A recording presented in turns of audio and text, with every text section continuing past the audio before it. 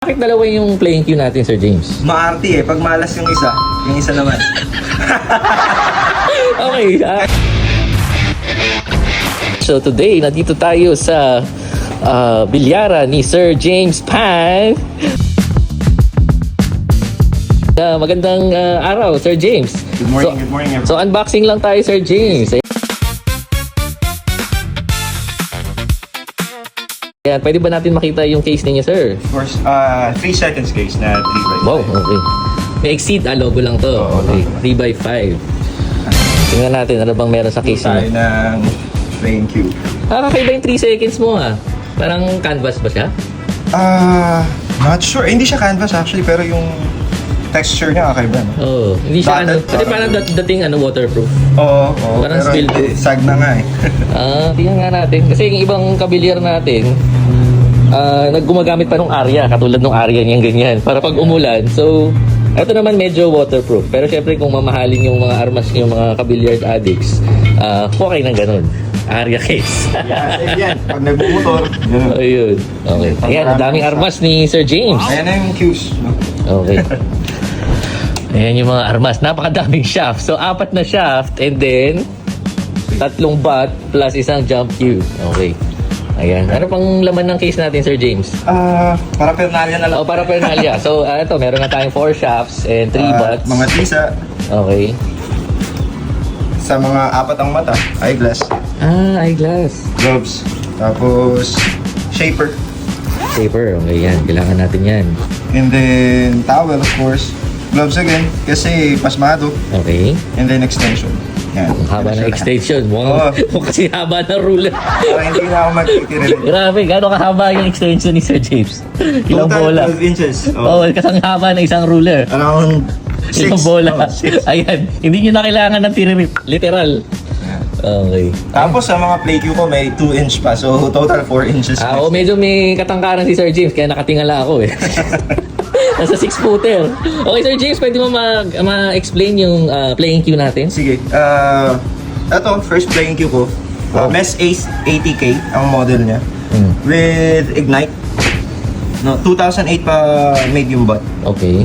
Mukha ba rin bagong-bago eh, no? Ito yung orig na rap niya. Bago na. Palit Oo. na. 2008 Linen talaga. usually si MES eh. Okay. And then, second play cue ko, MES din. 2180 naman. MES Ace, same model. Pero Okay. this is the latest nila. And then, naka 2-inch extender din. Okay. Shaft niya, Ignite din.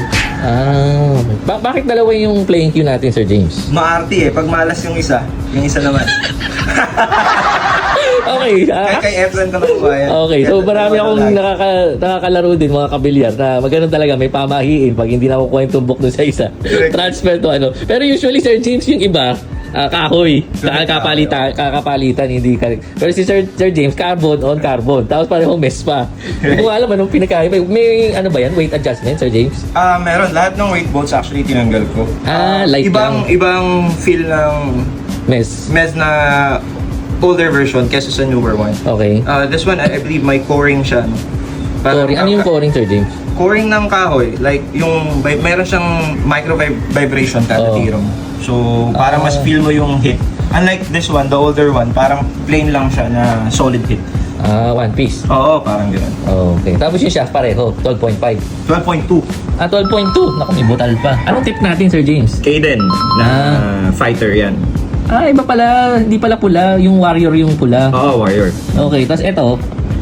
Zan, yung stock niya. Zan tip. Oo. Oh, yan. 12.25 pareho. 12.2. 12.2. Yes. Sa mes pala may 12.2. Yung iba kasi 12.25, 12.5, or 11.25. 11.5, 12.2, tsaka 12.6 si Melzman. Oh, yun. So, iba-iba sila ng tip size. And then, in terms of practice, paano ba kayo nagpa-practice? Like, daily, every morning, or may ilang hours, or ilang certain ball hits yung ginagawa ninyo? Actually, everyday talaga. Everyday. Para yung stroke ma-improve. Kasi Okay. one of the things that I've learned throughout the years na naglalaro, yung stroke talaga is parang main main thing na dapat mong i-improve. Or the Okay. first thing you have to improve para, mag-improve ka overall. Mm. So, yun nga, everyday, naglalaro ako. Drills and then pocketing ng bola kasi malabo ang mata. So, dapat consistently nakikita ko yung layout, yung hit. Yan. So, sa mga na-mention nyo, Sir James, na mga tips, ano yung one thing na greatly improved your skills in shot making or in billiards? Sa drills ba? Or sa constant ba na joining WTA or playing opponents with higher skill level than you? So, or yung one thing? Drills talaga. Drills. Okay. Anong favorite drill nyo? Crisscross. Paano yung crisscross, Sir James? Pwedeng quick example. Kay Fedor to medyo mahirap siya. So yan, ganyan lang. Okay. Puro cross side. So sa start, pwedeng hindi siya dikit sa rail. Okay. Then you just have to pocket it. Pa-cross. So, apat na bola Oo, lang. na nasa gitna Yung cue ball. Hindi siya ball in hand, lalagay sa gitna. Tapos pwedeng nakaangat sa railing, tapos eventually pwede mong isagad. Oo, pwede mo nang idikit pag medyo... Apat na bola lang, pang umpisa. Pabalik-balik lang. Pag advance na, Ganun. halos ganun pa rin. Ganun pa. Advance niya na is dikit na sa rail. Okay. Kasi yung cut shots, yung stroke mo, kailangan mapabalik mo siya lagi sa gitna. Okay. Yun lang. Sir James, baka may ano pa kayo, message sa mga viewers natin or may gusto kayong i-promote. I-promote? Oo. Wala. Pag kailangan nyo ng cues, message nyo lang ako. Okay. I do buy and sell stuff. Okay, anong name natin sa marketplace? James Pan. Ayun. Yeah, technically, James is my son's name. Okay. Pan talaga ako. So, James Pan. Okay. Okay, so yun lang. That's it for our interaction with Sir James. So yun lang. Thank you mga mga ka-Billiard Addicts PH. And Thank you. see you